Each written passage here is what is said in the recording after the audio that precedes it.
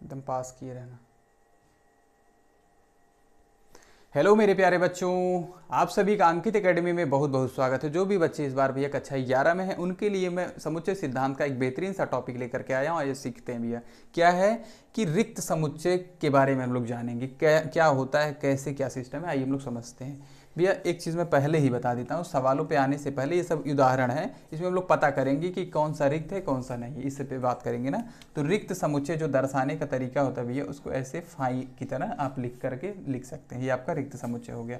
और एक तरीका और है कि ऐसे मझले ब्रैकेट को खाली छोड़ दिए, ये भी एक तरीका है। ठीक है भैया, चलिए अब हम लोग चलते हैं सवाल पे बात करते हैं। अब हम लोग कॉन्सेप्ट समझेंगे क्या होता है, जरा ध्यान दो कि बोला क्या है कि ये तो आपका हो गया कि ऐसा कुछ दिखा तो आप उसको रिक्त बोलेंगे। तो आपको सवाल दे देता है, पूछता है कि बताइए क्या ये रिक्त है कि नहीं। दो से भाज्य विषम प्राकृत संख्याएं, तो ये आपको अभी देखो, ये आपको लिखा किस फॉर्म में है, आपको लिखा है भैया सेट बिल्डर फॉर्म में ना।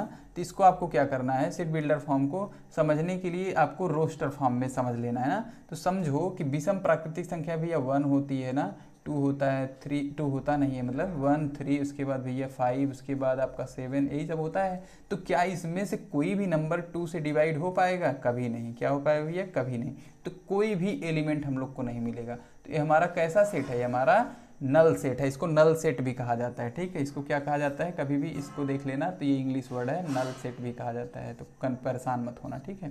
थोड़ी बहुत इंग्लिश पकड़ते चलिए, क्योंकि बाद में जब आप बड़ी कक्षाओं में जाएंगे, तैयारी करेंगे, ग्रेजुएशन में जाएंगे, तो आपको इंग्लिश में ही सीखना होगा। इसलिए मेन मेन चीज़ों का इंग्लिश जरूर पकड़ के रखिए। आगे चलिए, समअभाज्य संख्याओं का समुच्चय।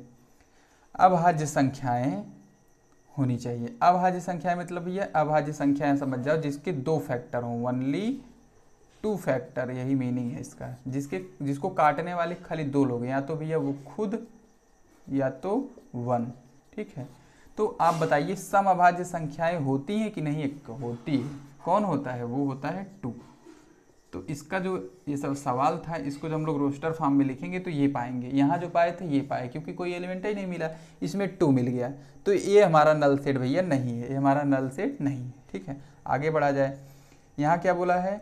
यहाँ बोला है यक्स दैट एक्स प्राकृतिक संख्या है, और यक्स जो भैया 5 से छोटा है 7 से बड़ा है। ऐसा कौन सा एलिमेंट होगा जो 5 से छोटा होगा और 7 से बड़ा भी होगा? तो कोई एलिमेंट नहीं, दो एक साथ 2 कंडीशन सेटिस्फाइड करेगा ही नहीं, तो आपका ये नल सेट हो जाएगा। ठीक है, आगे बढ़ा जाए था इस पे, फोर्थ वाला सवाल। ठीक है, वाई सच दैट वाई किन्हीं भी 2 समांतर रेखाओं का उभयनिष्ठ बिंदु। आप लोग जानते होंगे बेटा कि जब वो दोनों रेखाएं समांतर हैं तो उभयनिष्ठ मतलब कि दोनों का मिलने वाला बिंदु। तो 2 समांतर रेखा आप लोगों को बार बार पढ़ाया गया होगा कि कभी नहीं मिलती हैं। क्या भैया? वो आपस में कभी नहीं मिलती हैं। जब कभी नहीं मिलेंगी तो क्या होगा? कभी नहीं मिलती हैं तो क्या होगा बताओ?